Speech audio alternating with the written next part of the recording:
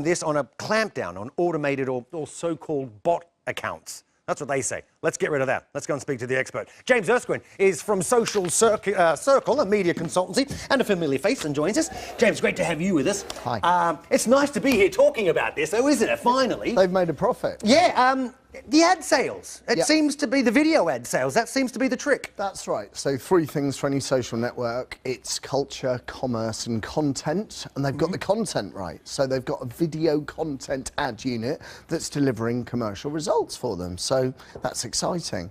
They're becoming more like a social network. So that's what they're meant to be. But they've not always been that. They've always been almost like a news feed. But now they're offering a depth of experience. Is that where you say they had this identity crisis? Didn't know which... I think so, because you kind of know what Facebook's for. It's for pictures of, you know, cats and your family's children and things like that. You kind of know what Snapchat's for, you know what Instagram's for. Twitter has kind of had either no identity or too many identities, whereas now I think with the video content, they're letting people talk literally for longer. They've increased the character unit. So, yes, globally it's becoming more like a social network, and I think that's key. James Erskine is a director at Social Circle, a social influencer marketing platform. Now, James, $25 a share. This thing is trading at 80 times sales. How can that valuation possibly be justified? It's huge, isn't it? It's a real surprise. I suppose the first thing to say is that a company's only worth and shares are only worth what people are willing to pay for it. And people are buying in, I think, into the vision.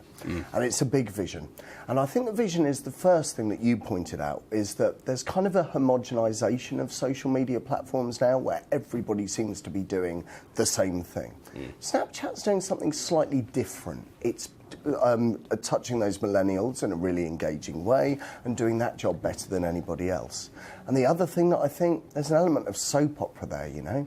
The founder was offered £3 billion about 3 years ago for the business by Mark Zuckerberg, and it's kind of the celebrity share of the moment. Right, so people are punting maybe that Facebook would come back in the... I mean, this thing's burning through $1 billion every 2 years. I mean, it's not making a penny profit yet. So how's it going to do that? I think there's kind of lots of different stakeholders in this. First of all, there's the user base. Now, between you and I, it's my job at Social Circle. We look at influencers and how they engage with their audiences across different social networks.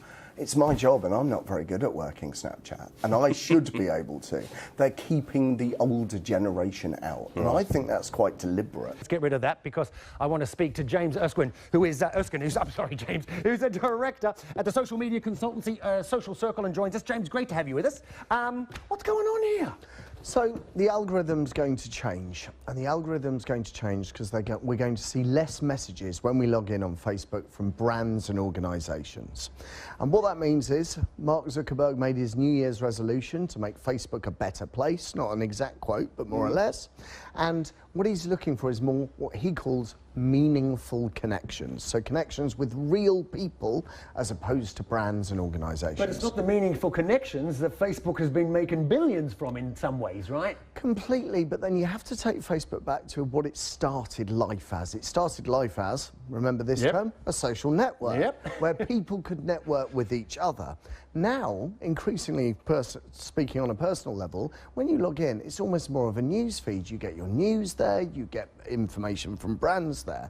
So you're right, that isn't what pays Facebook's bills, but it's the old adage, isn't it? If you're not sure what the product is, you probably are the product. So there are a number of ways of how brands are reaching these consumers and users. Look, I'm with James Erskine, who's the director of social media marketing consultancy Social Circle.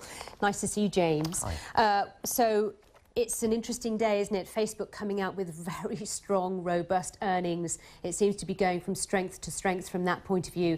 And yet we hear there the lawyer saying how deeply painful it's been for them. What do you make of it all? Well, it's funny. It's funny you talk about Facebook as being controversial, because actually it's almost the old timer of social networking, if that isn't a juxtaposition. You mentioned lots of numbers in your briefing just there. There's a couple more that fascinated me. One was that 6 million advertisers are currently live on the Facebook platform. So it stands to reason why it's really, really profitable.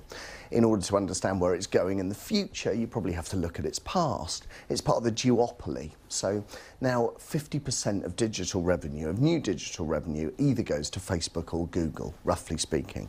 So it's behaved in quite a predatory, territorial way in the past. So classified advertising is, going that way.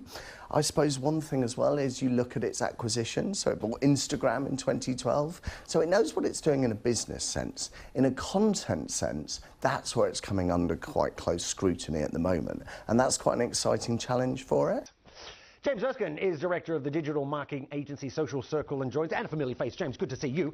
Hang on, I'm wondering here, why are investors thinking differently? Because I always thought you got to spend big to make big, and that's what they've been doing. It's incredible, isn't it, that Alphabet can make this level of profits and it not be seen as an incredible success. Here are the reasons, I think. I think there are two. One is, you're right, they're spending money.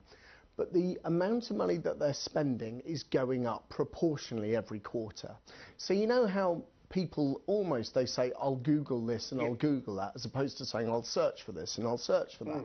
That comes at a cost. That's a marketing fixed cost for Google, and in an increasingly competitive space, they're spending more and more money on that facility. So hang on, sorry, just for the dummies, i.e. me, why when we go to Google, if I say I'm going to Google something, why is that costing them? Because it automatically comes up on your tablet, your mobile, your device. It's the default search engine. And that costs them to be that default. Exactly. Okay. And the second thing is, and again, it's strange to say this for a company making this level of profits, they're not that diverse. I mean, they've only really got 2 core products that are making an awful lot of that profit. Their other revenues, they need to see another huge success.